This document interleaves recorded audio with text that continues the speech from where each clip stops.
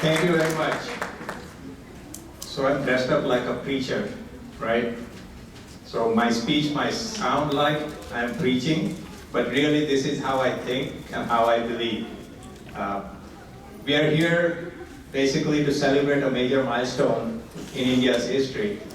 The uh, Republic Day, actually when it went in force on January 26, 1950. It was actually adopted a couple months earlier by the Constituent Assembly, which I think a lot of people probably don't know. But the process started of writing the Constitution 14 days after India got its independence from the British rule on August 15, 1947. It's a long process. I came to know from one individual in the room who has read the Constitution end to end twice, and he's challenged if anyone else has read it. He wants to kind of debate with him. So after the program, you can have your fun. But basically, I want to give you a little bit history, and then how I feel about freedom, and then how the Constitution and certain parts of it I feel I'm responsible for as a citizen. So historical part of it, the Constituent Assembly appointed a drafting committee on, and I want to make sure I give you the dates correctly, on August 29, 1947, and then in November of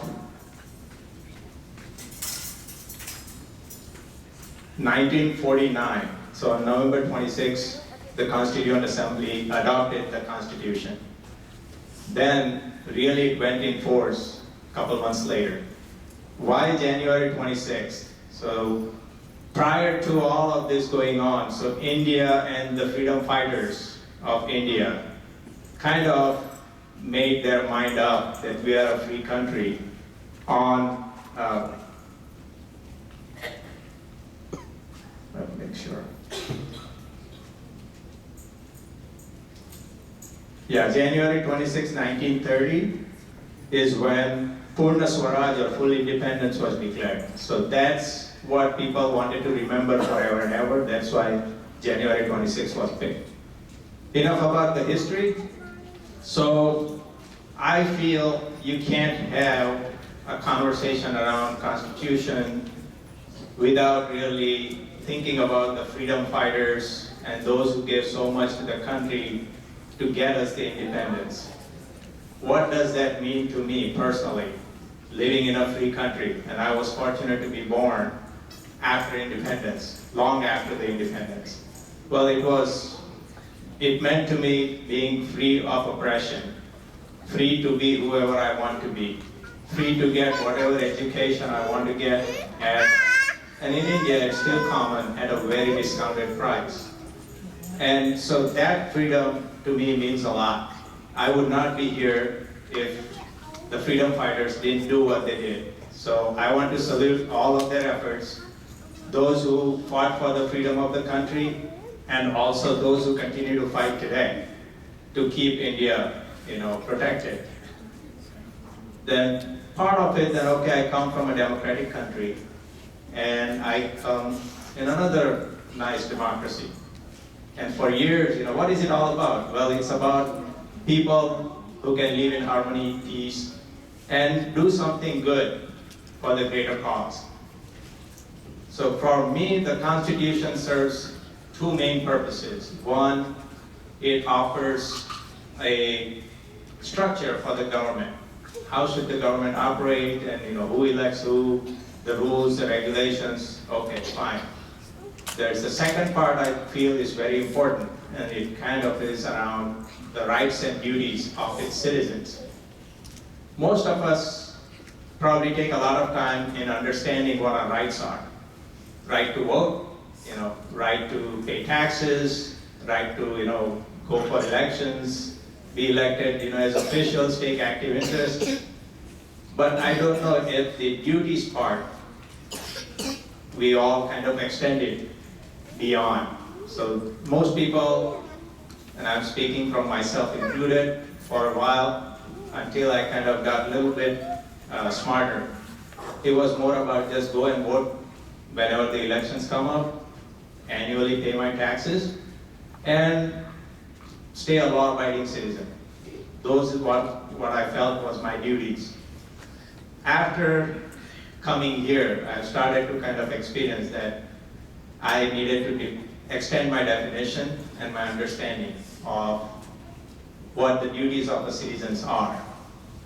So I have some thoughts around that particular point.